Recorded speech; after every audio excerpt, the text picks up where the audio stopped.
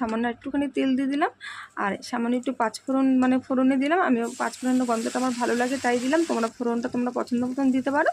আর এখানে দেখো যে মশলাটা আমি বেটে রেখেছিলাম, আদা আর মানে কাঁচা লঙ্কা আর তোমার এখানে টমেটো বেটে রেখেছিলাম সেটা দিয়ে দিলাম।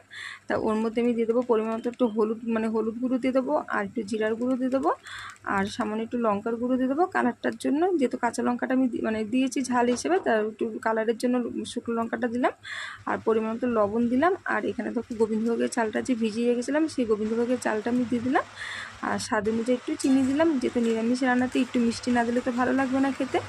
তা তোমরা কিন্তু মিষ্টিটা বুঝে দিও, তোমাদের যে যেমন পছন্দ, যদি পছন্দ না করো মিষ্টিটা বাদও দিতে পারো। তারপরে এখানে দেখো আমি কারকলার আলুটা যে ভেজে রেখেছিলাম সেই কারকলার আলুটা দিয়ে আমি একটুখানি মশলাটা মানে ভালোভাবে কষিয়ে নেবো। তার আগে কিন্তু মশলাটাকে খুব ভালোভাবে আমি কষিয়ে নিয়েছি, তোমরা দেখে বুঝতেই পেরেছো। তাই এই সবজিগুলো দিয়ে তুমি মশলাটাকে কষিয়ে নিয়ে তারপরে এখানে আমি গরম জল দেবো। তোমরা